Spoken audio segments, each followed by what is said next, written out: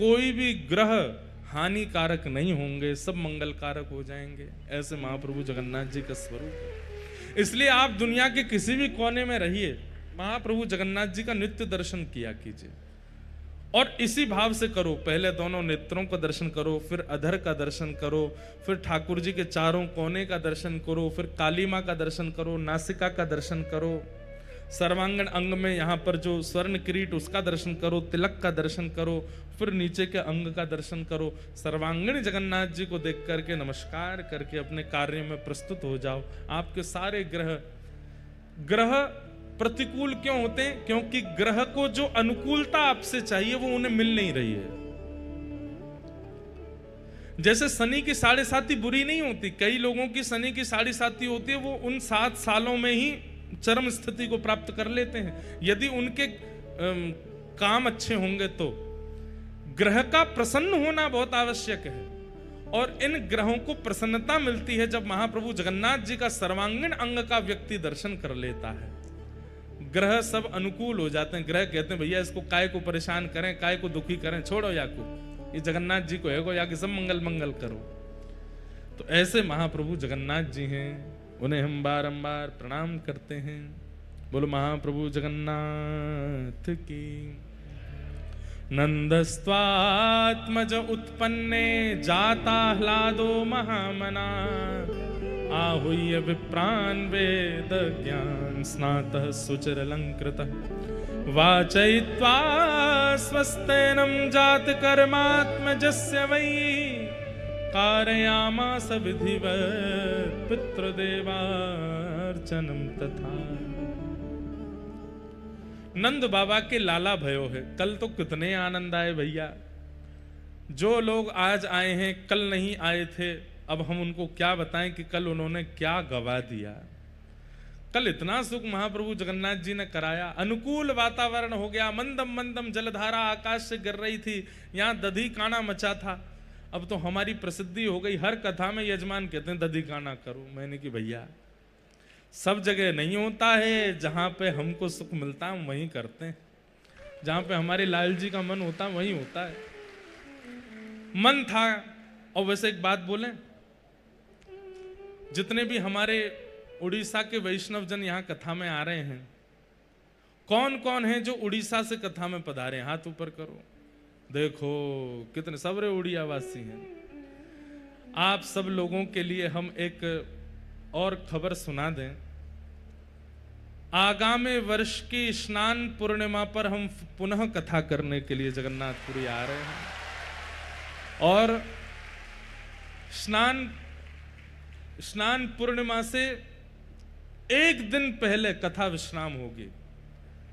एक दिन पहले कथा विश्राम हो जाएगी, और फिर स्नान पूर्णिमा जब अपनी स्नान वेदी पर आकर के महाप्रभु जगन्नाथ जी बैठेंगे, सब लोग जाएंगे, बढ़िया प्रेम से महाप्रभु जी का दर्शन करेंगे, स्नान यात्रा होगी, और ऐसे हम लोग यहाँ सुख, वहां जगन्नाथ जी को स्नान करा के आएंगे, और फिर यहाँ वापस जहाँ पे भी कथा होगी, जिस भी स्थान पर कथा होगी, वहां पे पंडाल में आके फिर गिरधर लाल जी की स्नान पूर्णिमा करेंगे, उनको स्नान कराएंगे, और फिर महाप्रभु जगन्नाथ जी, फिर गिरधर लाल जी के स्नान के बाद फिर हम सबरे जाकर के महोदधि में स्नान करेंगे। तो ऐसा क्रम बन रहा है कि महाप्रभु जगन्नाथ जी की स्नान पूर्णिमा पर इस बार कथा का क्रम। स्नान पूर्णिमा पता क्या है? श्री जगन्नाथ जी का हैप्पी बर्थडे है, जगन्नाथ जी का जन्मोत्सव है। महाप्रभु जगन्नाथ जी गुंडीचा महारानी के यहाँ पर जो इस विग्रह में प्रकट हुए वो स्नान पूर्णिमा के दिन ही हुए, और उस दिन महाप्रभु जी का जन्मोत्सव माना जाता है। तो बहुत जल्दी है, अब तो कुछ ही महीने रह गए हैं, फिर आएंगे महाप्रभु जी के सामने, खूब बढ़िया मधुरतम आनंद करेंगे, कथा सुनेंगे, और फिर प्रयास करेंगे। वैसे तो देखो स्नान पूर्णिमा और रथ यात्रा इतनी भयंकर चिलचिलाती गर्मी पड़ती है जगन्नाथपुरी में, और गर्मी तो गर्मी पड़ती है, इतने पसीना आते हैं हमने तो अनुभव किया है कि शरीर शांत ही नहीं रहता है। ऐसा लगता है कि स्नान पूर्णिमा वाले दिन जगन्नाथ भगवान नहा करके खींच गए हों, रुक जाओ दारी क्यों, तुमने इतना नहाया मुझको, रुक जाओ, तुम्हारे अंग ते जल जावेगो नहीं, नहाते ही रहोगे। ऐसी गर्मी जगन्नाथपुरी में पड़ती है कि नहाते ही रहते हैं यहाँ पे। लेकिन एक बार स्नान पूर्णिमा पे कर जाएंगे और फिर उसके अगले साल, या वैसे तो 28 तक सब कथाओं का क्रम है, लेकिन बहुत जल्दी फिर रथ यात्रा पर भी कथा करेंगे। पूरी रथ यात्रा में यहाँ विराजें और कथा का समय रखेंगे रात्रि 10 बजे से 2 बजे तक। क्यों? पूरे दिन तो रथ यात्रा में रहेंगे, सोने का काम नहीं है, निद्रा हम लोगों से बहुत दूर रहती है। पूरे दिन रथ यात्रा करेंगे, रात में कथा सुनेंगे और 1 घंटा 2 घंटा जितना सत्संग हो जाए अच्छा है। उस दिन सब बस बातें ही किया करेंगे, आज रथ यात्रा में क्या अनुभव किया, आज महाप्रभु जी क्या कर रहे थे, आज जगन्नाथ जी का कैसा भाव था। ऐसे हमारे जगन्नाथ महाप्रभु के चरणों में पुनः स्नान पूर्णिमा पर आएंगे। अभी से आप सब लोग अपनी तैयारी कर लीजिएगा, खूब प्रेम और भाव से महाप्रभु जी को फिर कथा सुनाने के लिए आएंगे। नंद बाबा के लाला भयो, सब ब्रजवासी आनंद में भर गए और आनंद में भर करके नंद रानी यशोदा को बधाई दे रहे हैं, मैया यह धन धर्म ही ते पायो, नीके राख यशोदा मैया नारायण घर आयो। अरे मैया तेरे घर साक्षात नारायण आए हैं, या तू नीके राख, नीके मतलब संभाल के रख मैया। ठाकुर जी जैसे ही 6 दिना के भय पूतना आई, भगवान ने पूतना के पयोधर का पान करके पूतना का मर्दन कर दिया। बंधुओं, अभी खरगोन में कथा चल रही थी, इतना सुंदर भाव आया। हमारे पूज्य नाना जी बताते कि पूतना मर्दन से सब लोगों के चित्त में एक भावना तो आ गई कि बताओ जन्म लेती 6 दिना में राक्षसी आ गई, पर वास्तविकता में पूतना माध्यम बनाई थी ठाकुर जी ने। क्यों? अब सुनो, लाला प्रकट भये और इतने सुंदर हैं, इतने सुंदर हैं, ऐसा लगता है कि कोई कपड़ा में लपेट करके नील मणि लेकर के यशोदा मैया घूम रही है। नीली नीली कांति प्रकट होती है ठाकुर जी में से। कहां तक कहें, नंद बाबा को भी हाथ पांव जोड़ने पड़ते हैं। यशोदा मैया तब नेक मुख दिखावें, छुपा के रखती है, मैं लाला को नहीं दिखाऊंगी। सब ब्रजवासी बाहर चिल्ला रहे हैं, रो रहे हैं, मैया हमको दर्शन करा दे, लाला एक बार तो दिखाई दे कैसो है। तो मैया अटारी पे गई और अटारी पे जैसे ही लाला को लेकर के आई, महाराज ब्रजवासी बावड़े है गए, बोले मैया जल्दी वस्त्र हटाए दे, लाला को ऐसे करके दिखाए दे। तब मैया ने नेक वस्त्र हटा के केवल ठाकुर जी के चरण दिखाए हैं, मुख तब भी नहीं दिखाया। चरण देख करके जैसे ही छिपा करके मैया भीतर ले गई, ब्रजवासियों को तो ऐसा लगा अत्यंत प्यास में केवल 4 बूंद पानी पिलाए करके पानी हमसे छीन लियो। अब तो और व्याकुल हो गए। ब्रजवासी गा भी रहे, नाच भी रहे और रो भी रहे। क्यों? मैया दर्शन नहीं करा रही लाला को। क्यों? यशोदा मैया कह रही है, इतनो प्यारो, इतनो सुंदर, इतनो मधुर है मेरो लाला, मैं कोई को नहीं दिखाऊंगी, नजर लग जाएगी मेरे लाला को। लेकिन फिर भी हर जगह वीवीआईपी लोग होते ही हैं, वो कहीं ना कहीं से जैक लगा करके भीतर पहुंचे ही जाते हैं। नंद बाबा के उस काल में भी कुछ लोग चले गए भीतर, और कुछ लोग नहीं, बहुत लोग चले गए जो लाला का दर्शन कर आए। अब लाला का दर्शन करके बाहर आने वाले लोग, अब जिनको दर्शन नहीं हुआ वो उनको चिढ़ावे, अरे नेत्र तो लाला के ऐसे हैं, कान तो ऐसे हैं, नासिका तो ऐसी है, होठ तो ऐसे हैं, लाला की उंगलियां तो ऐसी हैं, पाम तो ऐसे हैं। तो जिनने दर्शन नहीं किए बेचारे और रो में, और सब रो रो करके यशोदा मैया कह रहे, मैया हमें दर्शन कराए थे। चलो गोपी ग्वालों को तो कभी ना कभी ठाकुर जी दिखे ही जाएंगे। नंद बाबा ने एक व्यवस्था कर दी, भाई धीरे धीरे भीतर जाते जाओ, लाला के दर्शन करते जाओ। सबको दर्शन का सुख भी मिल गया, लेकिन उस समय व्याकुल हो गई कौन? नंद भवन की गैया। गौशाला में बैठी भाई गैया सब रुदन करने लगे, बोले ये मानव कितने निष्ठुर हैं, सबरे भीतर जाए जाए करके लाला को दर्शन कर रही हो, हम गैया हमारे सामने भूसा रखो, रोज सानी कर जामे, गैया बस भूसो खाती रहो, दूध देती रहो, अरे हम दर्शन करने लाला के, हम कैसे जामे? तो कहते हैं चौथे दिन में तो ब्रजवासियों को दर्शन लाभ मिल गया, तो 5वें दिन गैया रमाने लगी, गैया रम्मा रम्मा करके गोपाल जी से कहने लगी, लाला हमें दर्शन दो, हमें दर्शन दो, हमें दर्शन दो। ठाकुर जी बोले, अरे मेरी प्यारी गैया इतनी व्याकुल है रही है, इनको मैं दर्शन कैसे दूं? तभी ठाकुर जी को पता चली पूतना आ रही है। भगवान बोले, आ जा, यही को माध्यम बनाऊंगा। और छठवें दिन जैसे ही पूतना आई, सुंदरी बनकर के आई, भगवान को पयोधर पान कराने लगी, तो ठाकुर जी ने प्राणी शमम रोष समन्वितो पिबत, जैसे ही पूतना के प्राण पीने शुरू किए, तो राक्षसों का एक स्वभाव होता है, वो कितना भी रूप बदलें, प्राण पीते ही वो अपने आकार और अपने स्वरूप में प्रकट हो जाते हैं। भगवान ने जैसे ही प्राण धीरे धीरे पीने शुरू किए, पूतना की सुंदरता चलती चली गई, उसका कद बढ़ता चला गया, इतना कद बढ़ गया कि नंद भवन में आ नहीं पा रही थी। तभी वो बाहर निकलने का मार्ग ढूंढने लगी, तभी पीछे के मार्ग से बाहर निकली, विशाल विकराल रूप धारण कर लिया पूतना ने। और जैसे ही विशाल पूतना बनी है, पयोधर पर ठाकुर जी लटके हैं, तो दूर दूर तक जितने लोगों ने ठाकुर जी का दर्शन नहीं किया था और गौशाला में बैठी गैयाओं ने दर्शन नहीं किया, सब ने नेत्र उठा करके देखा और गोपाल जी के सबको दर्शन हो गए थे, सबको दर्शन हो गए। ठाकुर जी की प्रत्येक लीला में एक रहस्य छिपा है। पूतना मारना विशेष नहीं था। ठाकुर जी बोले, ऊंची सिड्डी चाहिए मुझको, कहां जाऊं, कोई ऊंची मंजिल वाली इमारत चाहिए जहां ते मैं सबन को दिख जाऊं। तो बोले, लग जाए, यही को बनाऊं। तो उसके प्राण पी करके इतनी विशाल कर दी पूतना कि ठाकुर जी उसके पयोधर पर लेटे भये हैं, और वहीं से गैया दर्शन कर रही है, नेत्रों से अश्रुपात कर रहे हैं। जितनों को ठाकुर जी के दर्शन नहीं हुए, सब ने ठाकुर जी देख लिए उस दिन। पूतना मरी। मरने के बाद जब सब ब्रजवासी गए, तो लाला को लेकर के सब ब्रजवासी के मन में आई कि लाला को नजर तो नहीं लग गई होगी। अरे मैया, तुम्हारे लाला को नजर लग गई होगी।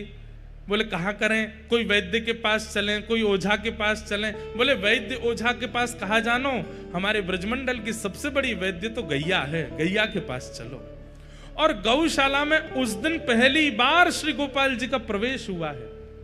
इसलिए ठाकुर जी का छठी उत्सव जो लोग मनाते हैं, उनसे हमारी प्रार्थना, घर में मत मनाओ, मंदिर में मत मनाओ, आंगन में मत मनाओ, गैया के गौशाला में जाके मनाओ, क्योंकि ठाकुर जी की छठी उत्सव गौशाला में मनी है। ठाकुर जी ने छठे दिन पहली बार गौशाला में प्रवेश किया, नंद भवन से और कहीं नहीं गए, गौशाला में गए। और वहां जाकर के क्या हुआ, तो वर्णन करते हैं, गौमूत्रेण स्नापित्वा पुनर्गौरज सार्वकम। गौमूत्र से ठाकुर जी को स्नान कराया गया। मतलब ठाकुर जी क्षमा प्रार्थी हैं, गैयाओं से कह रहे हैं, अरे गैया, जे सबरे ब्रजवासी मेरो दर्शन कर ले गए, सबरे मानव मेरो दर्शन कर ले गए, पर मेरी वास्तविक मैया ने मेरो दर्शन नहीं किया। मैं तुमको दर्शन देवे आया हूं।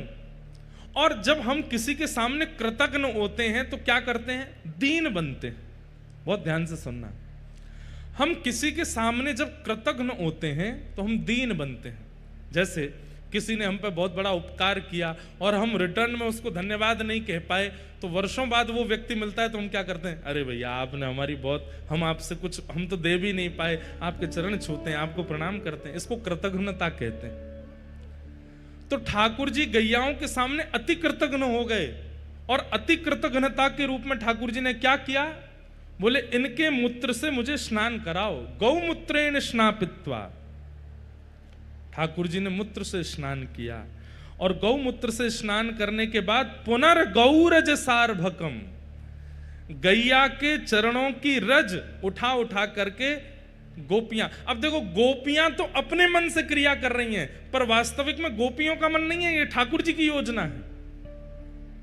गोपियां कह रही, मैया गौमूत्र से स्नान है, अब लाला को नजर नहीं लगेगी। तब दूसरी गोपी बोली, अरे ना मैया, मेरा तो मन ऐसा कहवे, लाला की प्रत्येक उंगली, प्रत्येक अंग में गैया की रज और लगाओ, जितनी अलाय बलाएं नजर होंगी सब चली जाएंगी।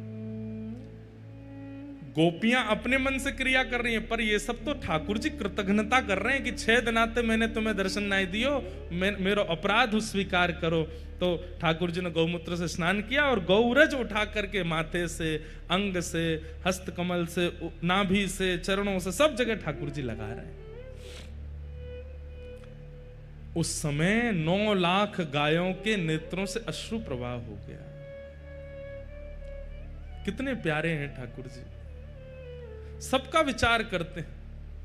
अरे आप कहेंगे ये तो फिर भी चैतन्य है, ठाकुर जी जड़ पर भी कृपा करते हैं। आगे आप कथा सुनेंगे, ऊखल में बांध दिया जब यशोदा मैया ने, 2 वृक्ष खड़े थे, नलकूवर और मणिग्रीव।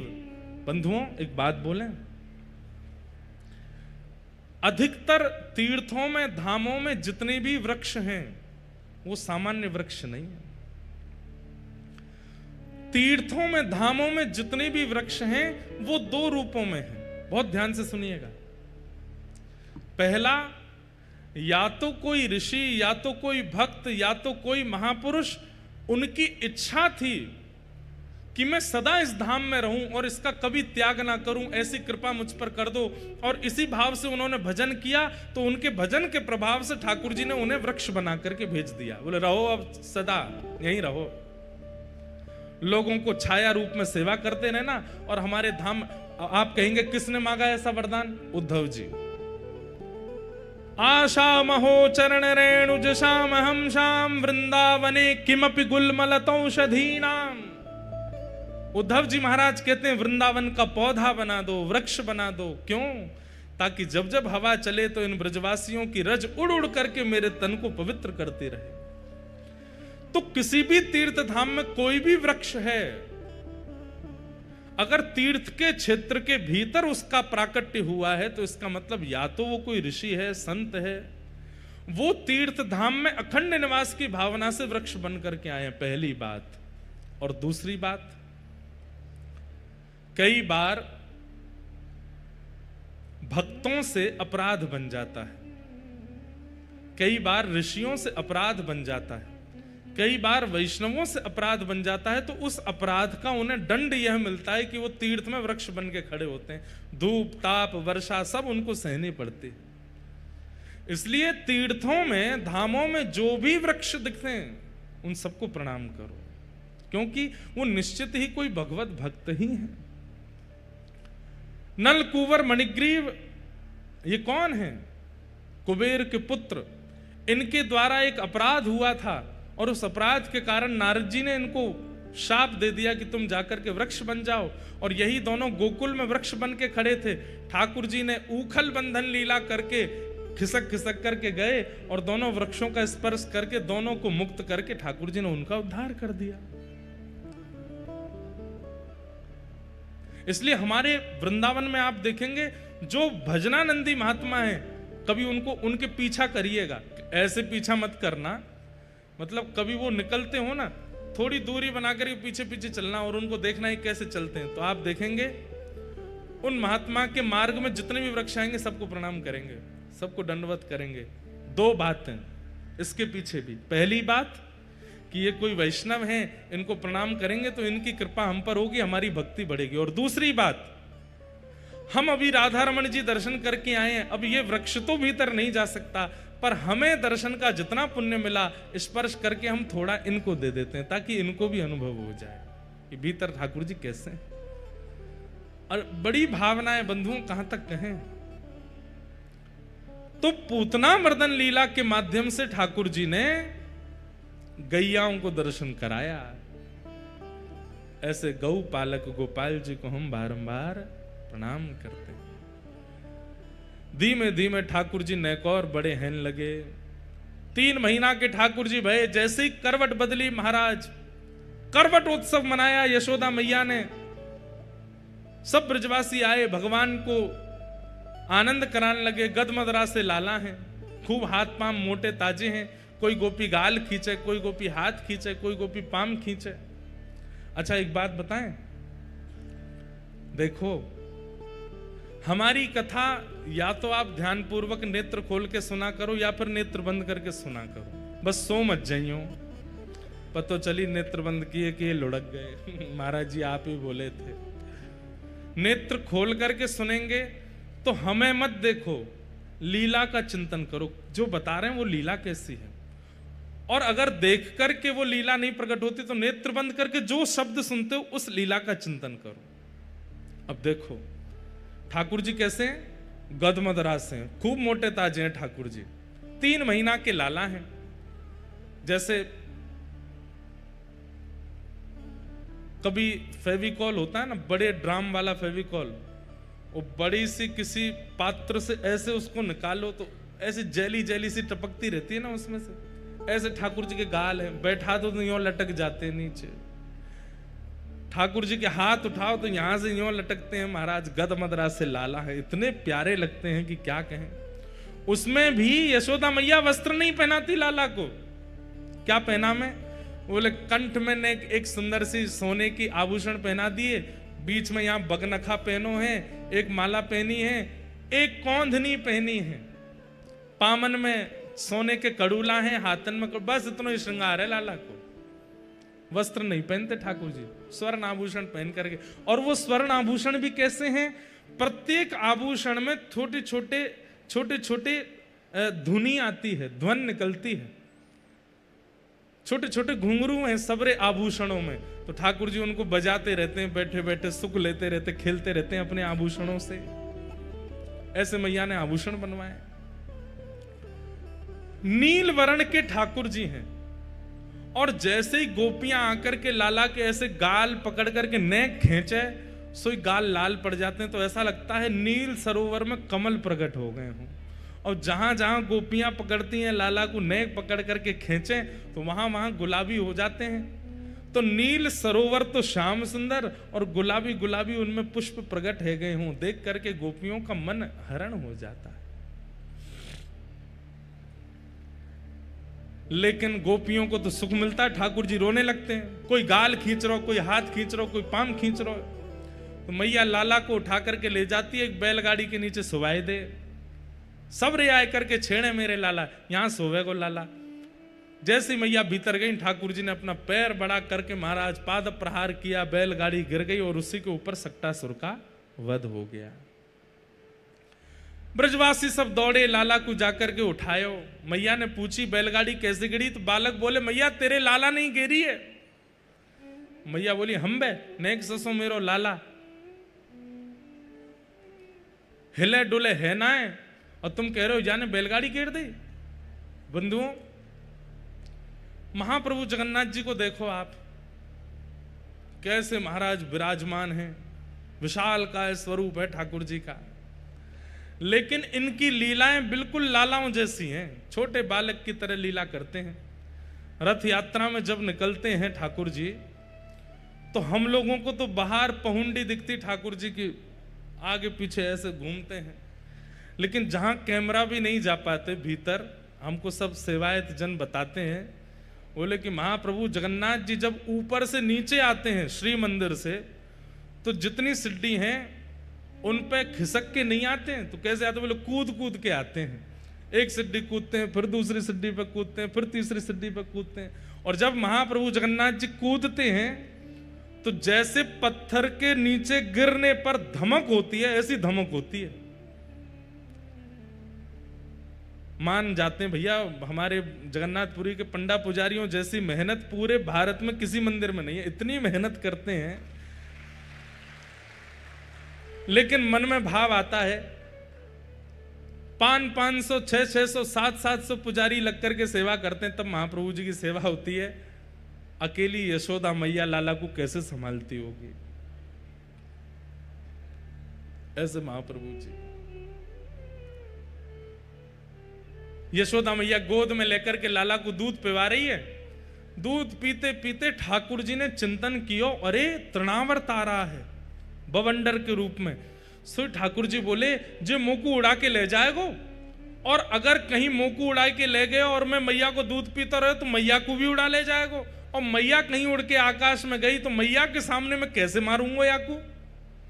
ऐसा कछु करना पड़ेगा कि मैया कहीं दूर जाए मुझे छोड़ करके, तभी मैं ऊपर जाके याकू मार के आऊंगा। आंगन में यशोदा मैया दूध पिला रही है लाला को।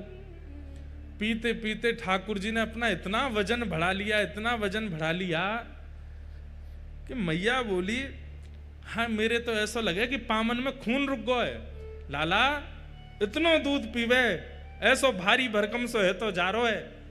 मोह तो यूं लगे कल को बड़ो है जाएगा, 4 आदमी उठावे को लगेंगे। ठाकुर जी मनी मन सोच रहे होंगे, हाँ मैया जगन्नाथ रूप में जई होएगा, 4 आदमी उठावेंगे तब ही उठूंगा मैं, उठूंगा ही नहीं तो। 2 लोगों को आदमी लगते हैं उठाने के लिए, या तो वयोवृद्ध को या खूब सारे खूब तगड़ा हो उसको लोग लगते, भाई उठो बैठो अब लेट जाओ अब डोल जाओ। महाप्रभु जी वृद्ध तो नहीं है पर तगड़े हैं, खूब लोग लगते हैं उनको उठाने में। ऐसे भारी है गए ठाकुर जी, यशोदा मैया लाला को पकड़ के खींच रही, लाला बस कर अब मत पीवे दूध, इतना दूध पी लियो कि भारी है गो पूरा। ठाकुर जी तो जिद कर रहे हैं, अभी बोलनो जाने ना है, बैठनो भी थोड़ा थोड़ा सीखें, चलनो भी ना जाने। बार बार मैया के पयोधर को पकड़ लेते हैं, और पीऊंगो और पीऊंगो। मैया ने खींच करके बोले इतना दूध पी के अपच है जाएगी, ठाकुर जी को दूर खींच करके लेटाए दियो। और मैया दूर जाएगी, बोले बैठी रहूंगी तो आते रहेगो मेरे पास के दूध पिबाओ। तो मैया दूर चली गई। ठाकुर जी बोले हो गई योजना पूरी, अब गई मैया, अब आ जा तृणावर्त। इतने में ही तृणावर्त बवंडर बनता हुआ जैसे ही नंद भवन में पहुंचा, ठाकुर जी को जैसे ही आकाश में उड़ा करके ले गया। नीचे तो ठाकुर जी गोपाल, आकाश में जाकर के ठाकुर जी ने अपने हाथ पांव सबरे सीधे कर बोले आ दारी के तो बताऊं। तृणावर्त को गर्दन पकड़ करके महाराज आकाश से ही पृथ्वी पर पटक दियो। यहां ब्रजवासियों को लगी अरे हौवा आयो, उसको हमारे यहां हौवा बोलते हैं, वो जो बवंडर आता है ऐसे, हमारे यहां ब्रजभाषा में वो कहते हैं हौवा आगो। तो सबरे ब्रजवासी बोले हौवा आगो लाला को लेके चलोगो आकाश में। सबरे ब्रजवासी पीछे पीछे दौड़े, परंतु रेत के भीतर ठाकुर जी ने क्या लीला की किसी को नहीं पता चला। तृणावर्त का वध कर दिया, बवंडर शांत हो गया। ठाकुर जी नीचे आकर के फिर से पौड़ गए। ब्रजवासी दौड़े दौड़े आए तो ठाकुर जी मंद मंद मुस्काए रहे थे। सबन ने कही लाला को कहीं लगी तो नहीं, हाथ पांव ठीक है कि नहीं, सब ठीक है, चकाचक आनंद में। ठाकुर जी तो तृणावर्त वध कर दिया। सक्टासुर का वध किया, पूतना का वध किया, तृणावर्त का वध किया। और अब ठाकुर जी धीरे धीरे 1 साल के हैं लगे हैं। आहा, अब ठाकुर जी ने थोड़ा थोड़ा उंगली पकड़ करके खड़ा होना सीखा है, थोड़ा थोड़ा पैर आगे बढ़ा करके चलना सीखा है। और अभी शब्द नहीं बोलने आते, लेकिन ठाकुर जी कुछ बोलते हैं। क्या बोलते हैं ये समझ में नहीं आती, आऊं आऊं आऊं आऊं करके बोल जाते हैं बस। मैया यूं ही सोचते रहे, अच्छा लाला कहा कह रहे हो, लाला कहा बोल लो, अच्छा बोल लाला मैया। ठाकुर जी ना बोले। इतने में ही बलभद्र जी आ जाते हैं। बलभद्र जी आकर के कहते हैं लाला बोल भैया। ठाकुर जी नहीं बोलते। इतने में नंद बाबा आ जाए, लाला बोल बाबा। ठाकुर जी नहीं बोलते। ऐसे ही नंद भवन की गैया सामने आ जाती है तो ठाकुर जी उसकी तरफ उंगली करके मंद मंद मुस्का कहते मैया गैया।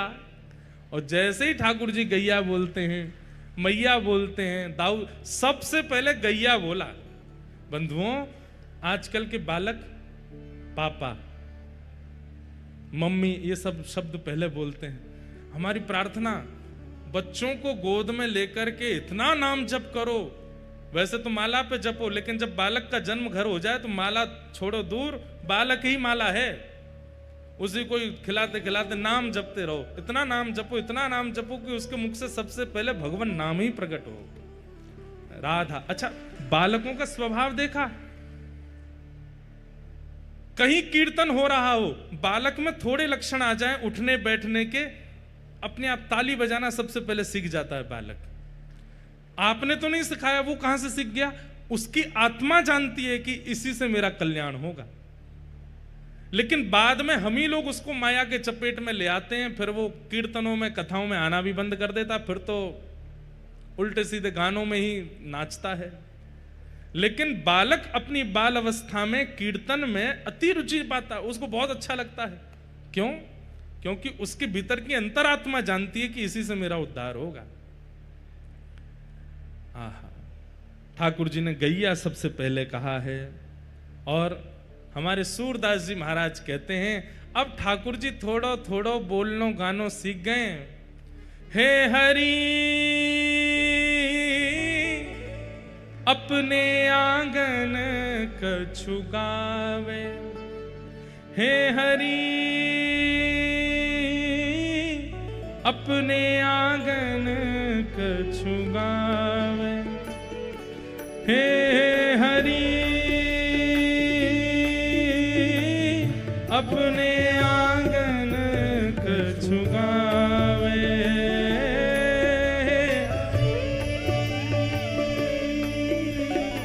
क्या गा रहे हैं ये नहीं पता, पर कुछ गा रहे हैं। बहुत सुंदर पद है। हाँ तनक तनक चरणन सो नाचे, तनिक तनिक चरणन सो। अब इस भाव का दर्शन करो। यशोदा मैया रसोई में है, दाऊ दादा नंद बाबा के साथ गौशाला में है, चौक में आंगन में अकेले ठाकुर जी बैठे हैं। अपनो मन कैसे लगाऊं मैं? तो मैया ने ऐसे आभूषण पहना रखे हैं, ऐसी कौंधनी पहना रखी है, उनमें बढ़िया धुनी आती है। तो ठाकुर जी धम धम अपने चरण मारते हैं तो उनमें से धुन निकलती है, और जब धुन निकलती है तो ठाकुर जी कुछ गा रहे हैं। क्या गा रहे हैं ये नहीं पता, पर कुछ गा रहे हैं। और गा करके किसी और को नहीं रिझा रहे हैं, स्वयं को ही रिझा रहे हैं। गा करके हाथों की मुद्रा बना करके ठाकुर जी नाच रहे हैं। सूरदास जी वर्णन कर रहे हैं। तनिक तनिक चरणन सो नाचे, तनिक तनिक चरणन सो नाचे। हाँ मन ही रिझावे, अपने आप को ही रिझा रहे हैं। ओ हे हरि अपने आंगन कछु गावे, हे हरि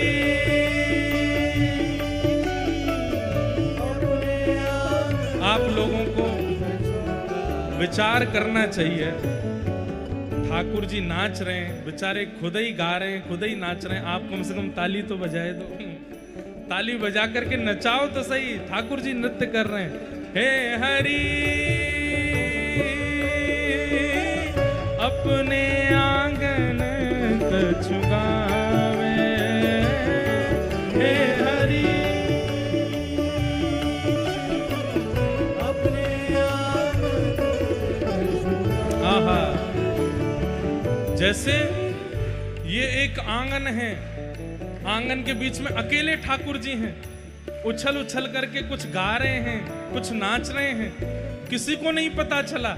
लेकिन वहीं नंद भवन की गैयाओं की छोटी छोटी बछिया बछड़ा वो द्वार पर खड़े होकर के अपने कान उठा करके ठाकुर जी को देख रहे हैं, अपनी पूंछ उठा रहे हैं, लेकिन भीतर नहीं आ रहे। क्यों?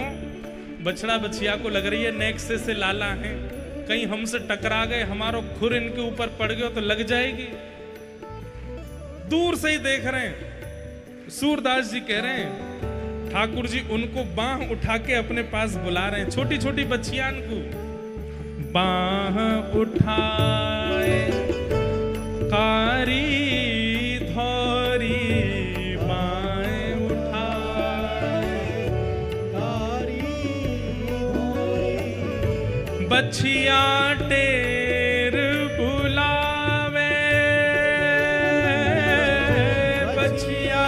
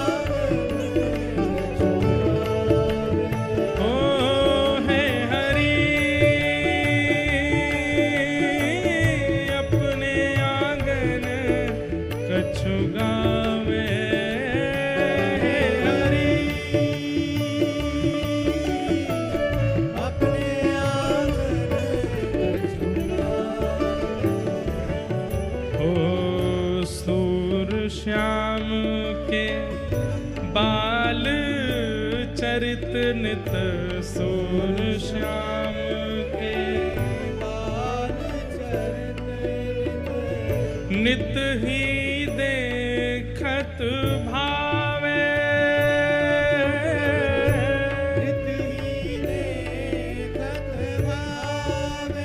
हे हे हरि अपने आंगन कछु गावे हे हरि अपने आंगन कछु गावे ओ हे हरि अपने आंगन कछु गावे हे हरि अपने आंगन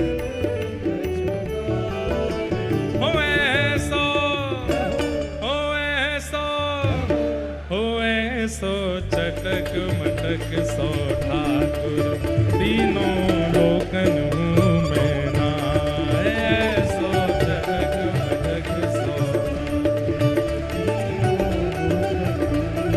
लोकन हूँ मैं नाए तीनों लोकन हूँ मैं नाए लोकन हूँ मैं नाए अरे हाँ लोकन हूँ मैं नाए तीनों लोकन हूँ मैं नाए लोकन हूँ मैं नाए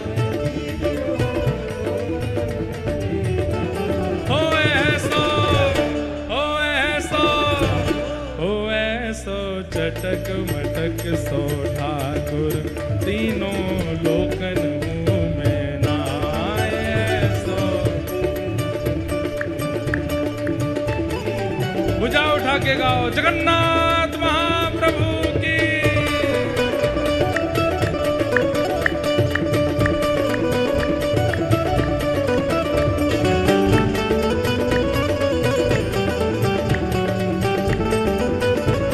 बोलो कृष्ण कन्हैया लाल की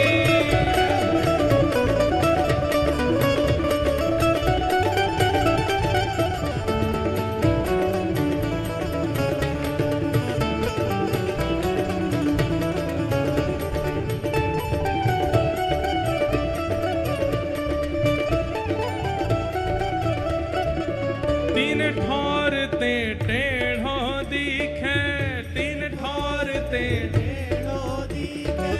तीन ठौर ते टेढ़ो दिखे नटकी सी चलगत यह सीखे नटकी सी ओ तिरछे नैन चलावे तीखे तिरछे नैन चलावे तीखे सब देवन को देव हाँ सब देवन को देव सब देवन को देव हाँ सब देवन को तो ये ब्रज में घेर गाय हाँ सब देवन को देव हो ऐसा हाँ ऐसा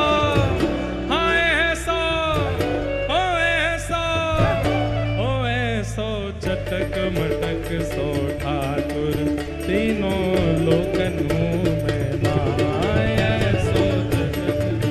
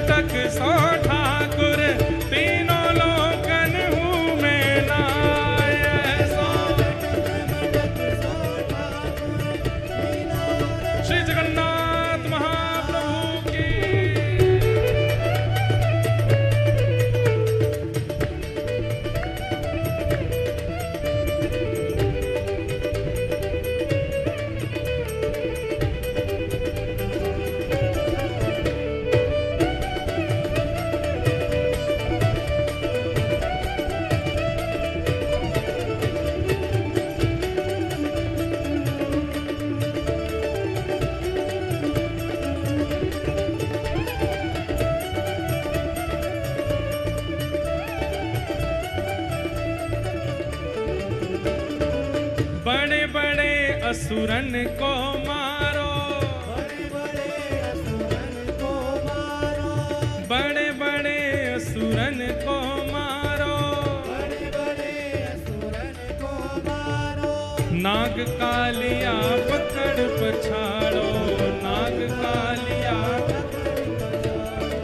नाग कालिया पकड़ पछाड़ो, नाग कालिया। और 7 दिनन तक गिरिवर धार्यो, 7 दिनन तक, हाँ 7 दिनन तक गिरिवर धारो, ओ 7 दिनन तक गिरिवर धार्यो, 7 दिनन तक, ओ 7 दिनन तक गिरिवर धार्यो। ऐसो बलि तो, हाँ ऐसो बलि तो, ऐसो बलि तो, हाँ ऐसो खेलत में ग्वालन सौंपट जाए, हाँ ऐसो बलि तो, हो ऐसो, हाँ ऐसो, हो ऐसो चटक मटक सो ठाकुर तीनों लोकन में आए, ऐसो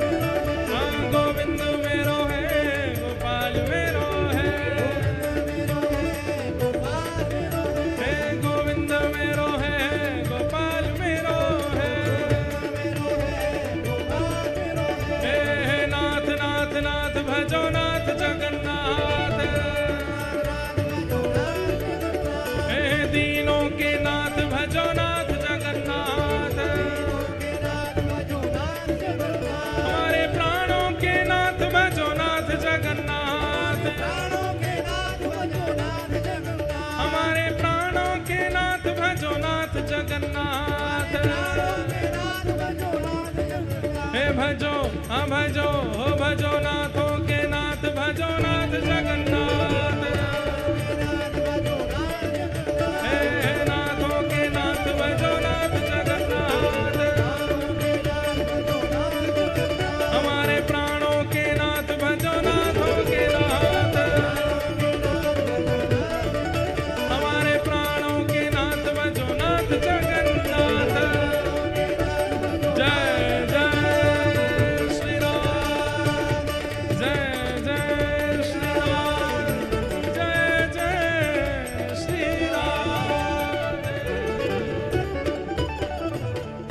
जय जगन्नाथ महाप्रभु की।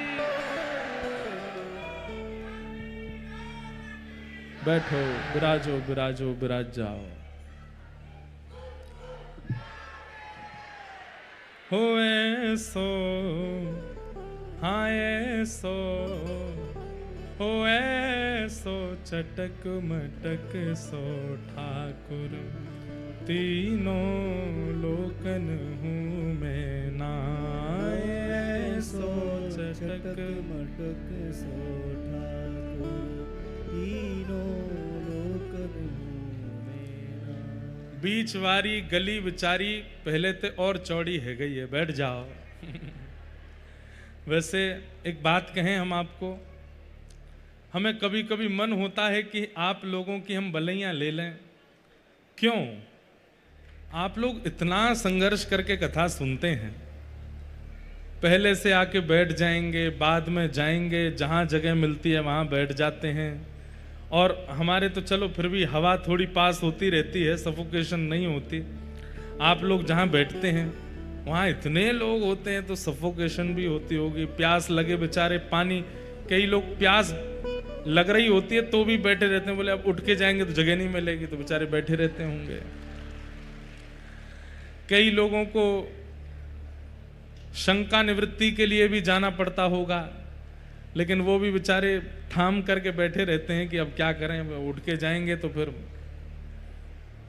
आगे वाले हंस रहे हैं, आप लोग तो जा सकते हो, बेचारे पीछे वालों का है संकट। तो हमको कभी कभी लगता है हम क्या करें, कैसी व्यवस्था बनावें कि सब लोग। और अब तो लाल जी, हमारे गिरधर लाल जी की ऐसी कृपा होती है, कहीं कथा हो जाए, दुनिया के कहीं कोने में चले जाएं, इतने वैष्णव आते हैं, पंडाल छोटे पड़ जाते हैं, जगह छोटी पड़ जाती है।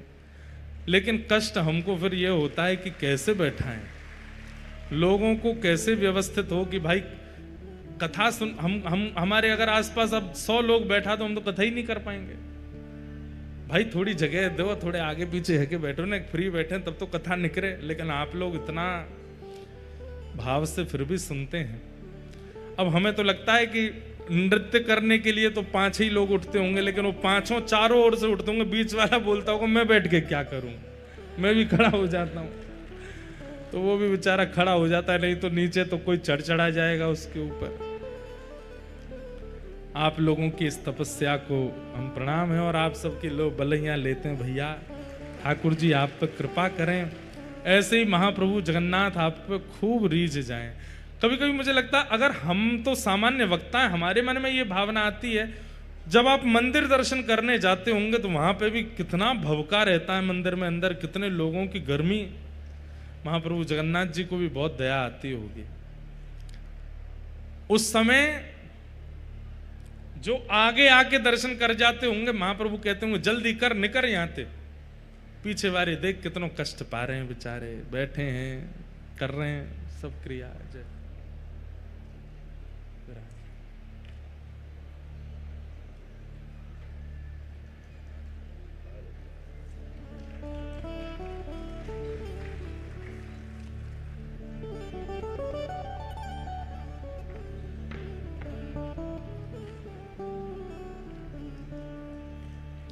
ठाकुर जी ने ऐसी लीला की, धीरे धीरे ठाकुर जी बड़े होने लगे, मधुर मधुर ठाकुर जी बाल लीलाएं करने लगे। हमारे जगन्नाथ महाप्रभु आ तो गए उड़ीसा, लेकिन यहां पे भी इनकी बाल अवस्था गई नहीं। एक दिन महाप्रभु जगन्नाथ जी बैठे थे तो भगवान के परम भक्त श्री माधवदास जी पहुंचे भीतर, दर्शन कर रहे थे। तो भक्त तो पहचान जाते हैं कि ठाकुर जी का मुख मुरझा रहा है, थोड़े उदास लग रहे हैं। माधवदास जी बोले जय जय, आज आप इतने उदास क्यों लग रहे हैं, इतने संकट कष्ट में आप क्यों हैं? सब लोग बैठ जाओ, जो भी खड़े हैं सब लोग बैठ जाओ, जहां जगह मिले वहीं बैठ जाओ। माधवदास जी बोले प्रभु आप इतने हमको कष्ट में क्यों लग रहे हैं?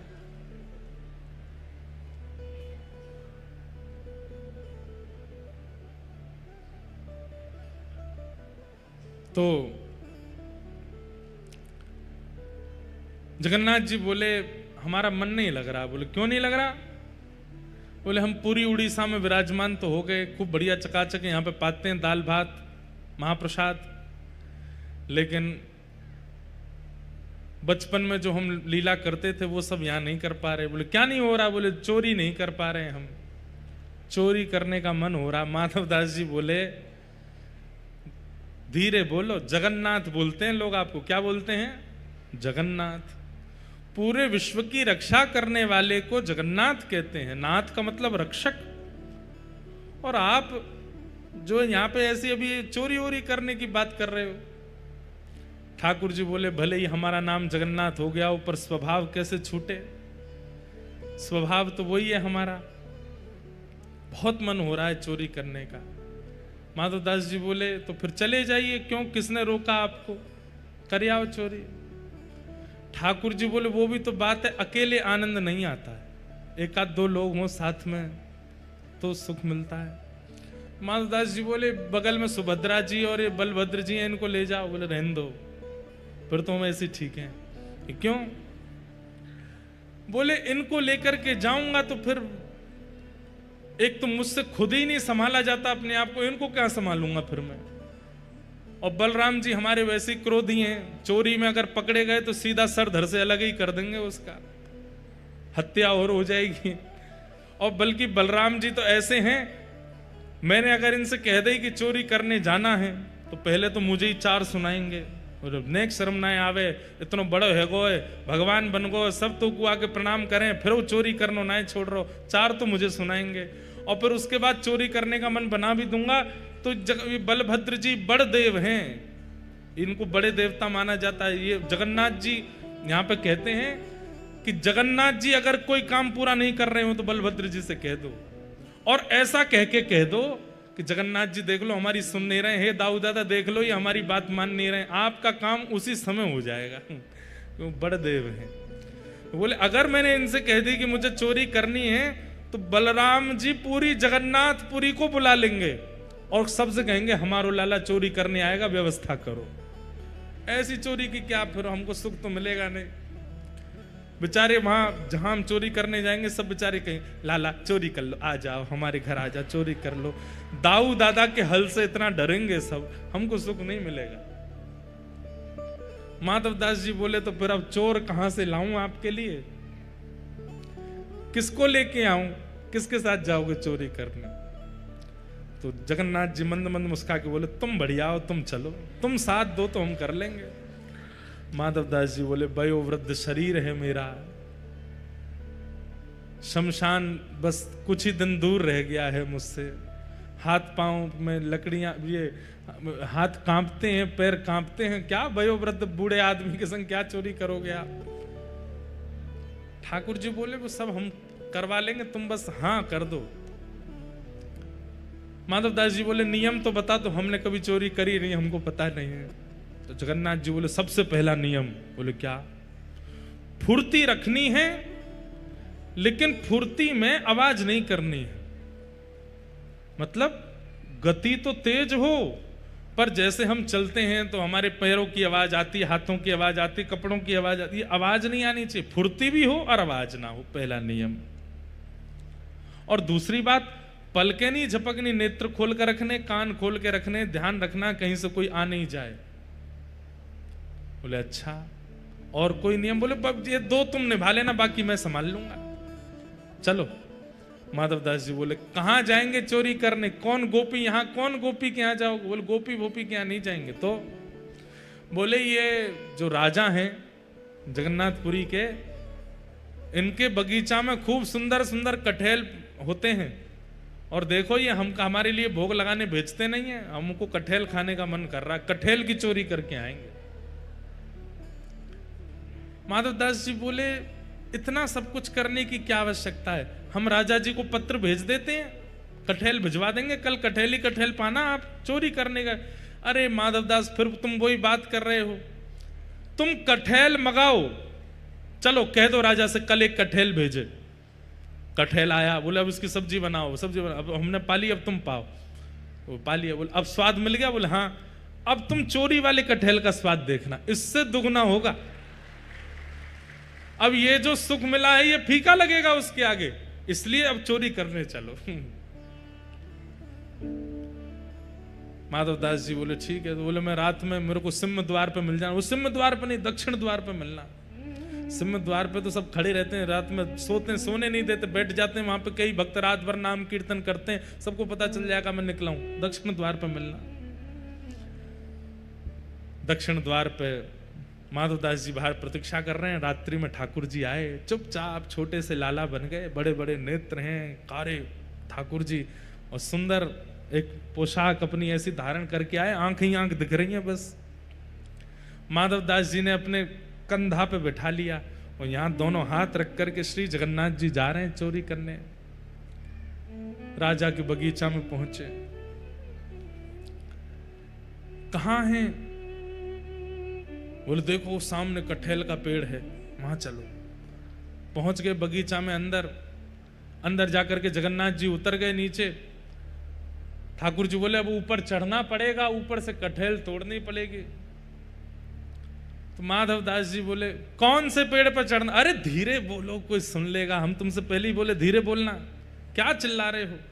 जैसे ही माधवदास जी बोले इतने में कौन से पेड़ पर चढ़ना है, तो बगीचे का मालिक उठ गया, बोले मैं बताता हूं कौन से पर चढ़ना, रुको। डंडा लेकर के आया, कहां हो तुम?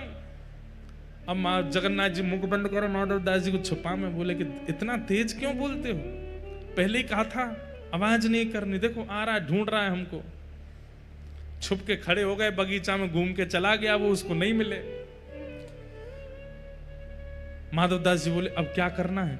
बोले देखो पेड़ के ऊपर हम दोनों में से कोई एक चढ़ेगा और नीचे दूसरा ऐसे करके लपकेगा, गिरेगा तो धम आवाज होगी, फिर से आ जाएगा माली। तो माधवदास जी बोले आप तो लाला हो, इतना भारी आपका शरीर है, आप खुद ही धम्म से नहीं गिर जाओ, मैं चढ़ता हूं ऊपर। ठाकुर जी बोले तुम चढ़ो, हम पीताम्बरी करके खड़े, हम ले लेंगे गोद में। ऊपर चढ़ गए माधवदास जी। अब कटहल लेकर के अब माधवदास जी ऊपर से चिल्ला के पूछ रहे कौन सा दूं, जे वाला की वो वाला? ठाकुर जी बोले मरे खड़ो रहे ऊपर ही। इतने में ही बगीचा वाला बोले मैं बताता हूं कौन सा। ठाकुर जी तो वहां से भाज गए। अब ऊपर से माधवदास जी कटहल गिर रहे नीचे, धम्म। अरे ये धम्म आवाज आ रही है, आप लपक नहीं रहे क्या? नीचे माली बोला मैं लपकूंगा, आजा नीचे। माधवदास जी नीचे उतर करके आए बेचारे, ठाकुर जी तो भाज गए वहां से।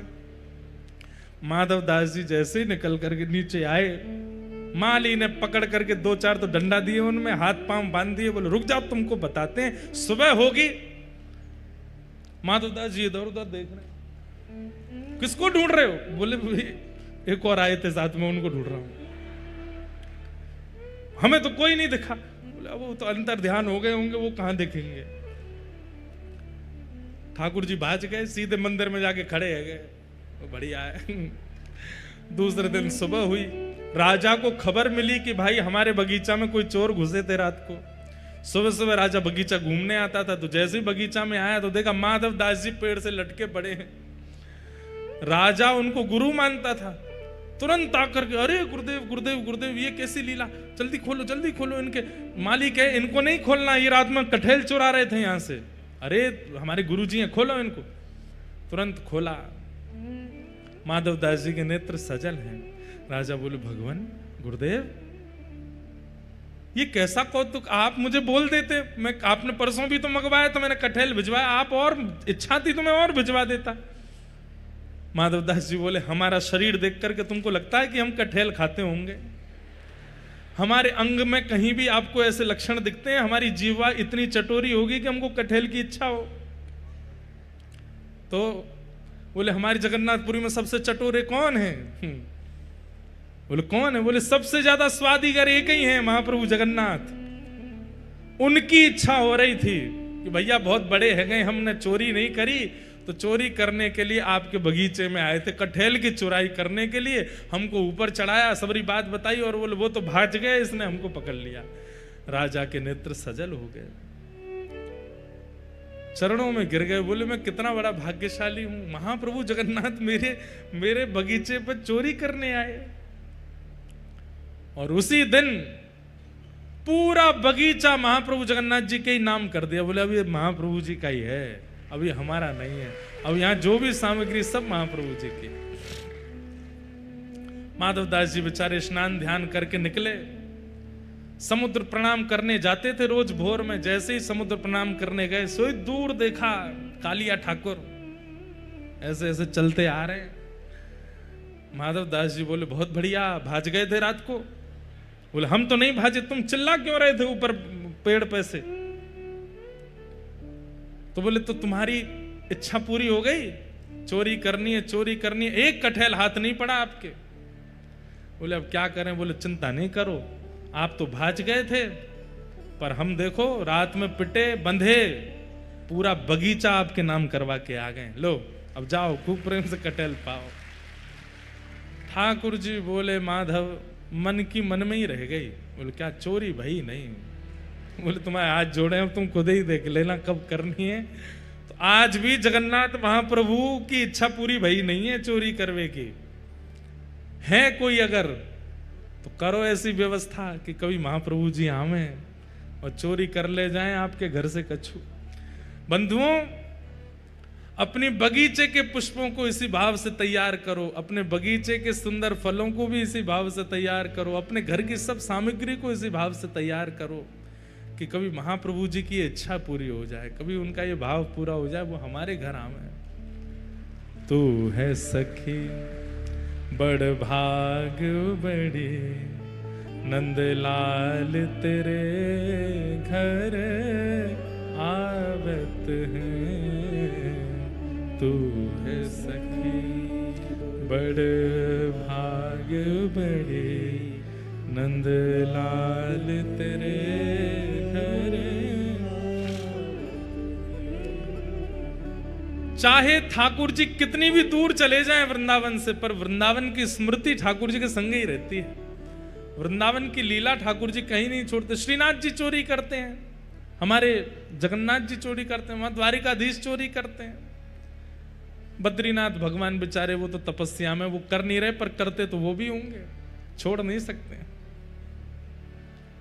ऐसे हमारे महाप्रभु जगन्नाथ, कैसा अनुग्रह है ठाकुर जी का अपने भक्तों के ऊपर।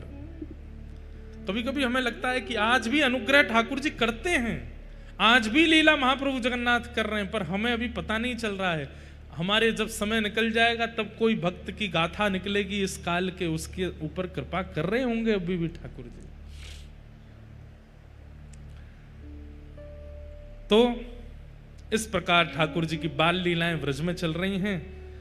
सब ब्रजवासियों ने कही कि कोई ना कोई राक्षस लाला के ऊपर आक्रमण करें। आज 2 वृक्ष गिर गए, नलकुवर मणिग्रीव ऊखल में बंधे थे ठाकुर जी। ब्रजवासियों ने कहा कि हमारे लाला पे इतने संकट आमे, अब हमें यहाँ गोकुल में नहीं रहना चाहिए, अब कहीं और चलो। और तब कहाँ गए? श्रीधाम वृंदावन को प्रस्थान किया है कि वनम वृंदावनम नाम पशव्यम नवकाननम। वृंदावन चलो, वृंदावन चलो, वहां जाकर के विराजेंगे और वहीं रहकर के लाला की सेवा करेंगे। किशोरी जी के हृदय से प्रकट हुआ है वृंदावन, इसीलिए वृंदावन रसामृत पद में गाया, श्यामा हृदय कमल सो प्रगट्यो। और जब किशोरी के हृदय से प्रकट हुआ तो किशोरी जी के हृदय की प्रकट कमल को ठाकुर जी देख करके प्रसन्न हो गए। तो श्याम हृदय को भाए, श्यामा हृदय कमल सो प्रगटो, श्याम हृदय को भाए, वृंदावन प्यारो वृंदावन। ठाकुर जी वृंदावन आकर के अति सुख में हो गए। बहुत प्रिय लगता है ठाकुर जी को वृंदावन। बंधुओं, कोई वृंदावन से अगर जगन्नाथपुरी आता है ना, एक बात कह दें आपको, इस बात को बताने के बाद हम ही वैसे संकट में पड़ जाएंगे, लेकिन फिर भी बता देते हैं। या तो आचार्य के साथ जगन्नाथ जी का दर्शन करो, या किसी ब्रजवासी के साथ ठाकुर जी का दर्शन करो। ब्रजवासी को संग लेकर के महाप्रभु जी का दर्शन करोगे, महाप्रभु जी बड़े प्रसन्न होते हैं। ब्रजवासी को देखने के लिए तो ये किस लिए विराज रहे हैं ऐसे, ये हाथ ऐसे क्यों हैं, मुख ऐसा क्यों है, हम कह सकते हैं हमारी याद में, हम ब्रजवासियों की याद में महाप्रभु जगन्नाथ जी पिघल गए। ब्रजवासी वल्लभ सदा मेरे जीवन प्राण, इनको नाही बिसारी हूं मोहे नंद बाबा की आन। ठाकुर जी स्वयं सौगंध खाते हैं नंद बाबा की, और ये ब्रजवासी और जब तक ब्रज में ब्रजवासी आते रहेंगे ये मेरे प्राण रहेंगे, चाहे ये जैसे भी हों ये मेरे प्राण ही रहेंगे। ब्रजवासी वल्लभ सदा मेरे जीवन प्राण, मुझे प्राणों से भी अति प्रिय हैं ये ब्रजवासी। आज भी महाप्रभु जगन्नाथ जी, हम भले ही खूब आनंद में उनके सामने जाते हैं, खूब नाचते हैं, खूब गाते हैं, लेकिन वो विरह में है। ये ठाकुर जी का विरह स्वरूप है। अपने ब्रजवासियों की याद में ठाकुर जी पिघल गए। आज भी ठाकुर जी को मधुमंगल की याद आती है।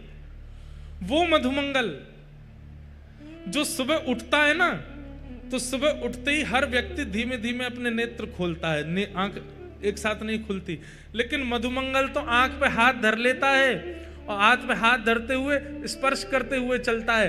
अब मैं घर से बाहर आए गयो, अब जे गली आ गई, आगे वाली गली तो अब मैं नंद भवन के सामने मुड़ गयो, अब नंद भवन आए गयो और दहली के अंदर प्रवेश करते ही मैया, ओ मैया, हाँ लाला उठ गयो ना, अब ही तो ना उठो। तो मधुमंगल ऐसे ही बैठा रहता है, बोले मैया जब लाला उठ जाए तो मैं बताइयो। यशोदा मैया जाए के कहे लाला तू आंखन पे हाथ धर के काई को बैठो। मैया मैं अगर पहली आंख खोल करके कोई और को देख लूं ना, मेरा पूरा दिन बर्बाद हो जाए, लेकिन मैं पहली बार जब लाला को देखूं तो मेरा पूरा दिन बड़ो मंगल जाए। मैया जब लाला उठ जाए तो मैं बताई दूं। ऐसे ही बैठे रहता मधुमंगल। इतने में ही पलना हिलता है, ठाकुर जी उतरते हैं। यशोदा मैया सबसे पहले जाके कहती अरे मधुमंगल देख लाला उठ गयो।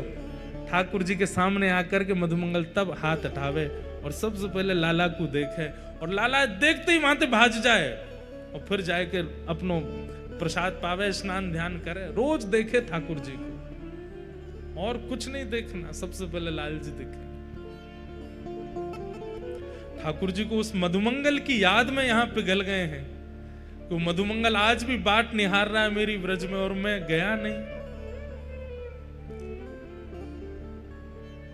भगवान श्री कृष्ण जन कल्याण करने के लिए धराधाम पर आए, लेकिन ब्रज आकर के जो प्रेम ठाकुर जी को मिला, उसके बाद ठाकुर जी असमंजस में आ गए। अब मैं क्या करूं?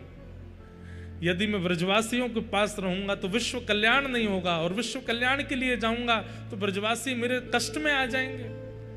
ठाकुर जी ने विश्व कल्याण को चुना, चले गए विश्व कल्याण के लिए। मथुरा, द्वारिका और महाभारत का युद्ध आदि करा करके गीता का ज्ञान दिया, लेकिन अपनी लीला के अंतिम का समय में ठाकुर जी अपनी लीला पूरी करने से पहले बड़ी ग्लानि होने लगी। विश्व कल्याण तो हो गया, लेकिन ब्रजवासियों को मैं सुख नहीं दे पाया, क्या करूं? तो ब्रजवासियों का जो कष्ट है, ब्रजवासियों की जो पीड़ा है, ब्रजवासियों का जो विरह है, ठाकुर जी के मन में आया, मैं उसका आस्वादन करूं। जितना विरह ब्रजवासियों ने मेरे लिए किया है, ये तो 100 वर्षों का विरह है। मैं आज प्रतिज्ञा धारण करता हूं, जब तक पृथ्वी रहेगी तब तक इन ब्रजवासियों के विरह में जगन्नाथ बन करके बैठा रहूंगा। रोज विरही होते हैं, हमें लगता है कि वो मुस्कुरा रहे हैं, हमें लगता है कि वो बड़े बड़े नेत्रों में श्रृंगार, बड़े श्रृंगार आदि, पर नहीं। वहां प्रभु जगन्नाथ जी विरह में है, ब्रजवासियों के विरह में। इसलिए जब जाते हैं तो महाप्रभु जी को राधा नाम सुनाया करो, श्री महाप्रभु जी को ब्रजवासियों की याद बताया करो, जाकर के वार्ता किया करो। लाला हम ब्रजते आए हैं, ब्रज बड़ो आनंद में है, वहां पे सब ब्रजवासी बड़े प्रसन्न हैं, मैया यशोदा, नंद बाबा, मधुमंगल, सीतामा सब बड़े आनंद में हैं। तो महाप्रभु जी बड़े प्रसन्न हो जाते हैं कि कोई ने ब्रज की याद तो दिलाई। उधो मोहे ब्रज बिसरत नाही, ठाकुर जी कहते हैं उद्धव मैं ब्रज को भुला नहीं पाता। हंस सुता को सुंदर कलरव और वृक्षन की छाही, ऊधो मोहे ब्रज बिसरत ना, मुझे ब्रज भूला नहीं जाता। इसलिए महाप्रभु जगन्नाथ जी के सामने जब आप आकर के बैठते हैं, तब किसी भी कोने में मंदिर में चले जाइए, कोई सबको सुनाई दे इतना तेज करने की आवश्यकता नहीं है केवल मन में जगन्नाथ जी को बिठा लो और महाप्रभु जी से कहो, हे महाप्रभु आप पीड़ा में मत रहो, आप विरह में मत रहो, देखो हम पूरा व्रज अपने हृदय में लेके आए, आप दर्शन करो और अपने हृदय में व्रज प्रकट करके महाप्रभु जी को उस व्रज में ले जाओ। यशोदा मैया की गोद में बिठा दो अपने मन में, नंद बाबा की गोद में बिठा दो, किशोरी जी के बगल में बिठा दो, कुंज निकुंज यमुना के पुलिन पर घुमा लाओ जगन्नाथ जी को। ये उपकार कीजिए जगन्नाथपुरी आकर के, अपने हृदय रूपी व्रज में महाप्रभु जगन्नाथ जी को रमण कराओ। ठाकुर जी प्रसन्न होते हैं।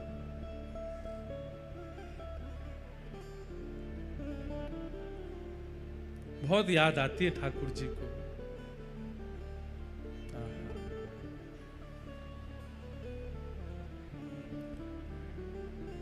और महाप्रभु जी यहां पता है क्या गा रहे हैं, किस भाव में हैं? राधे राधे करुणामयी कृष्ण प्यारी, मेरी सुधली जो श्री वृषभानु दुलारी। राधे राधे करुणामयी कृष्ण प्यारी, मेरी सुधली जो श्री वृषभानु। बंधुओं, जब आप वृंदावन जाते हैं ना, तो वृंदावन की एक एक गली मोहल्ला कुंज निकुंज सबका दर्शन करके अपने हृदय में उसकी स्मृति बना लो। ऐसी गली है, ऐसे आंगन है, ऐसे प्रसाद है, ऐसा मंदिर है, ऐसा उत्सव है, ऐसे ब्रजवासी हैं, ऐसी यमुना जी हैं, ऐसा ब्रजमंडल है। सबकी स्मृतियां अपने हृदय में, जैसे हम फोटोज खींच के लाते हैं, सोशल मीडिया पे अपने मित्रों को दिखाते हैं, घर के लोगों को दिखाते हैं, ऐसी सारी स्मृतियां हृदय में लेके आओ और प्रतीक्षा करो। अब जब भी अवसर मिले जगन्नाथपुरी जाने का और महाप्रभु जगन्नाथ जी के सामने आकर के वो सारी स्मृतियां जगन्नाथ जी को दिखाओ। ऐसी गली है, ऐसी यमुना जी हैं, ऐसे उत्सव हैं, ऐसे ब्रजवासी हैं, महाप्रभु जगन्नाथ जी प्रसन्न हो जाते हैं। कोई ने मुझको व्रज की याद दिलाई है, कोई ने मुझको वृंदावन की याद दिलाई है, वृंदावन को स्मरण करायो है।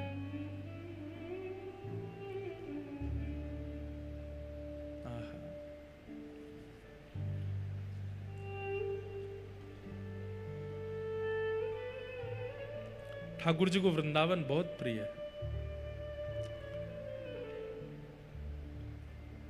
चरित्र आता है, आज से 500 साल पहले कोई वृंदावन से जगन्नाथपुरी दर्शन के लिए निकला और जैसे ही उनका वृंदावन से निकलना हुआ, यहां हजारों किलोमीटर दूर जगन्नाथपुरी में ब्रह्मवेदी पर बैठे महाप्रभु जगन्नाथ झूमने लगे।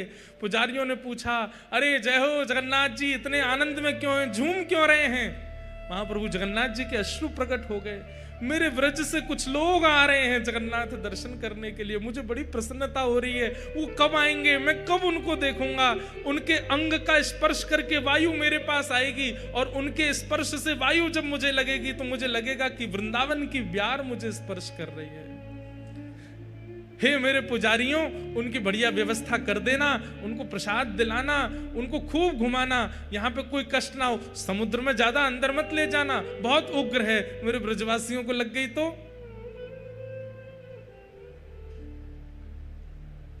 मेरे ब्रजवासियों को सुख देना, वो आ रहे हैं।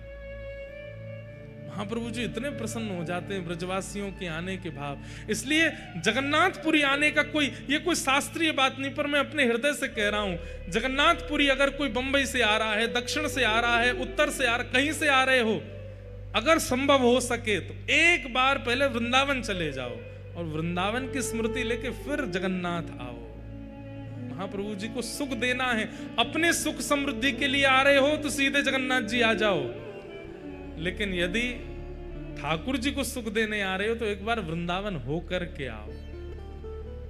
महाप्रभु जी को सारी स्मृतियां बता दो, महाप्रभु जी प्रसन्न हो जाते हैं। ठाकुर जी वृंदावन आए, वृंदावन आकर के भगवान ने अनेक लीलाएं की। सबसे पहली लीला ठाकुर जी ने ग्वाल बालों के संग बैठ करके छाक पाई है। छाक माने वन में ठाकुर जी गैया चराने जाते हैं और वहां ग्वाल बाल अपने अपने घर की सामग्री लेकर के आते हैं, सबकी सामग्री एक साथ लेकर के ठाकुर जी फिर उसको पाते हैं। महाप्रभु जगन्नाथ जी का महाप्रसाद सुनिए ध्यान से, एक पत्तल में एक व्यक्ति बैठ करके पा रहा है तो समझो कि वो महाप्रसाद पा रहा है, लेकिन एक ही पत्तल में 4 लोग बैठे हैं, कोई कहीं से दाल मां मिला रहा है, कहीं से चावल मिला के, तो ठाकुर जी बड़े प्रसन्न होते हैं, वाह मेरी छाक लीला है रही है, क्योंकि ठाकुर जी भी तो ऐसी छाक पाते हैं। महाप्रसाद झूठा नहीं होता, आप किसी के साथ भी बैठ के पा सकते हो, कभी भी पा सकते हो, कैसे भी पा सकते हो। आप जीभ से भी अगर कुछ स्पर्श कर लेंगे तो भी वो महाप्रसाद ही रहेगा, वो झूठा नहीं हो सकता। महाप्रसाद ऐसे ही पाना चाहिए। अगर कोई जगन्नाथपुरी का वैष्णव बैठ के पा रहा होगा तो आप जाकर के अगर उसके में से उठा के पाने लगेंगे, वो आपसे कुछ कहेगा नहीं। बाहर का व्यक्ति होगा जिसको पता नहीं, वो कैसे कहे भैया क्या कर रहे हो, हम पा रहे हैं, हमारे में से क्यों पा रहे हो। लेकिन महाप्रभु के महाप्रसाद का नियम है, अगर जगन्नाथपुरी का व्यक्ति पा रहा होगा जिससे पता है महाप्रसाद की महिमा, आप जाकर के बैठिए, उसके पत्तल में पाने लगिए, वो और स्थान भले ही परिचय नहीं, नाम भी नहीं पता, वो कहेगा आओ बैठो पाओ, खूब प्रेम से पाओ। कोई पत्तल से उठ गया पा करके और पत्तल पड़ी है, आप उसमें पुनः महाप्रसाद लेके पा सकते हो, वो झूठी नहीं होती। तुलसी दल की तरह है, यहां खप्पर मिल जाए, फूटे हुए मिट्टी के बर्तन मिल जाए, उनमें जितने चावल बचे भाई में दाल में मिलाओ, प्रेम से पालो। महाप्रसाद अद्भुत है, यहां पे अपरस ही है सब कुछ भी स्पर्श से झूठा कूटा नहीं होता। मतलब देखो कैसी भावना आई चित्त में कि विश्व में मंदिरों के गर्भगृह अपरस होते हैं, पर महाप्रभु जगन्नाथ जी का पूरा क्षेत्र अपरस है, यहां पे कुछ भी अपवित्र नहीं होता, सब पवित्र है। ठाकुर जी ने छाक लीला की, छाक लीला के बाद ठाकुर जी ने कई लीलाएं व्रज में की, कालिया मर्दन लीला की, आज हमने प्रारंभ में ही सुन ली। सब लीलाएं करते हुए एक दिन ठाकुर जी आए तो देखे 56 भोग बन रहे हैं। मैया से जाए करके कही मैया जी कौन के काजे बननो है। मैया बोली लाला बाबा ते जाके पूछ। ठाकुर जी ने बाबा ते जाए के पूछी, बाबा बोले लाला हम ब्रजवासीन के देवता इंद्र महाराज हैं। आज देखो कल ठाकुर जी का जन्मोत्सव होना था तो भी इंद्रदेव आ गए, आज 56 भोग उत्सव होना है तो इंद्रदेव आ गए हैं। आज भी आकाश में बैठे हैं, हमें तो लगा 56 भोग लगते ही वर्षा होने लगेगी या है रही होगी बात। ठाकुर जी मधुर, ये सब संकेतों से ठाकुर जी प्रस्तुत कर रहे हैं कि ठाकुर जी उत्सव में आ रहे हैं, इसलिए जैसी कथा हो रही वैसा ही सब माहौल बनना है। तो इंद्र की पूजा हम यामारे करें क्योंकि हम किसान हैं। इंद्र अगर हमसे प्रसन्न रहेंगे तो हमारी खेती बाड़ी में अतिवृष्टि, अनावृष्टि, ओलावृष्टि नहीं होगी।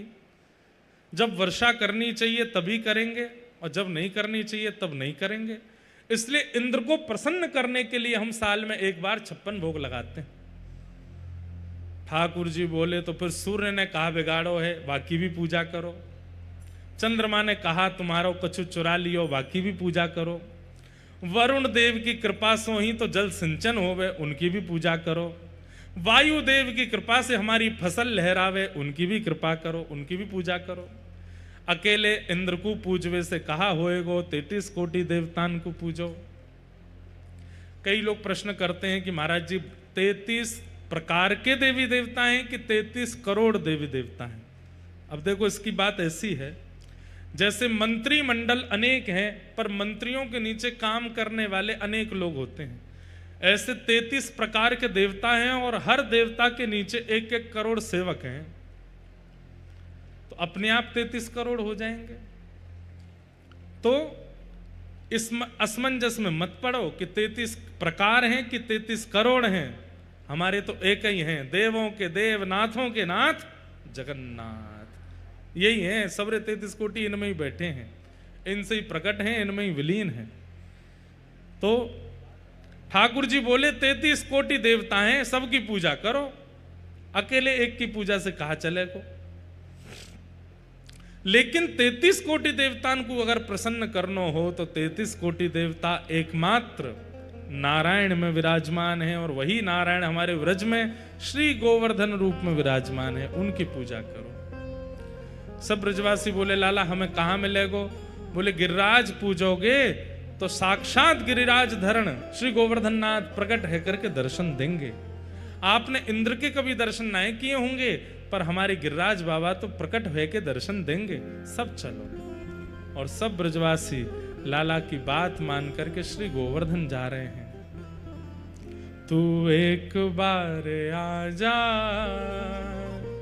गिरिराज की शरण में, तू एक बार आजा गिरिराज की शरण में, तू एक बार आजा गिरिराज की शरण में, तू एक बार आजा सब ब्रजवासी गिरिराज की अपनी अपनी बैलगाड़ियों में 56 भोग सजा करके लेकर के जा रहे हैं। महाप्रभु श्री गिरिराज धरण को भोजन कराने के लिए, प्रसाद पवाने के लिए, प्रसन्न करने के लिए आगे आगे कृष्ण बलराम चल रहे हैं और पीछे सब ब्रजवासी चल रहे हैं, नाचते गाते हुए जा रहे हैं। ओ गिरिराज की शरण में, महाराज की शरण में, गिरिराज की शरण में, महाराज की शरण में, गिरिराज की शरण में, महाराज की शरण में, गिरिराज की शरण में, महाराज की शरण में, जीवन सफल बना जा गिरिराज की शरण में, जीवन सफल बना जा। गिरिराज की शरण में, तू एक बार आजा गिरिराज की शरण में, तू एक बार आजा। गिरिराज श्री गिरिराज धरण की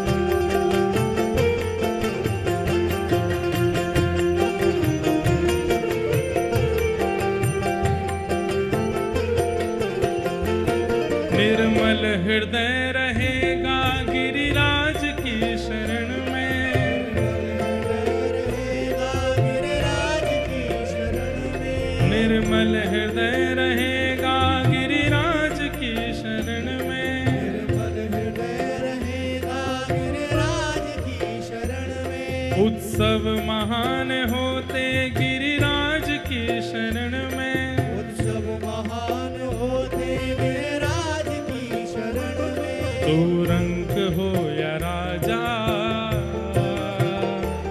गिरिराज की शरण में, तू रंग हो या राजा, गिरिराज की शरण में, तो तू एक बार आजा गिरिराज की शरण में। एक बार आजा गिरिराज की शरण में, जब इंद्र कोप कीनो ब्रज को बहाए दीनो, इंद्र गोप कीनो ब्रज को बहाए दीनो, जब इंद्र कोप कीनो ब्रज को बहाए दीनो, जब इंद्र कोप कीनो ब्रज को बहाए दीनो, सुरपति मान मारो गिरिराज की शरण में, सुरपति मान मारो, गिरिराज की शरण में, ओ तू एक बार आजा गिरिराज की शरण में, एक बार आजा गिरिराज की शरण में, ओ गिरिराज धरण प्रभु तुम्हारी शरण, गिरिराज धरण गिरिराज धरण हम तुम्हारी शरण,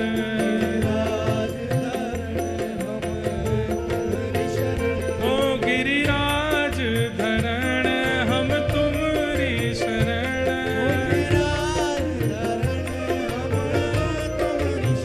ओ प्यारे गोवर्धन हम तुम्हारी शरण,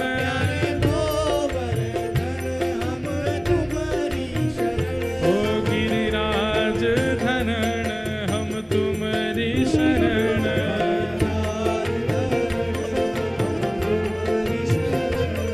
गिरिराज धरण हम तुम्हारी शरण,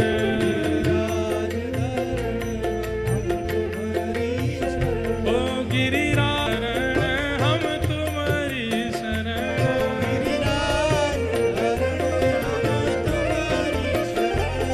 गिरिराज धरण हम तुम्हारी शरण, ओ गिरिराज धरण हम तुम्हारी शरण,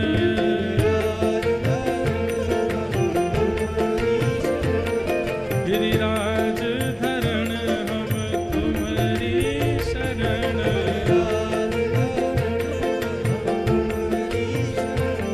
तू एक बार आजा गिरिराज की शरण में, तू एक बार आजा, ओ जीवन सफल बना जा गिरिराज की शरण में, जीवन सफल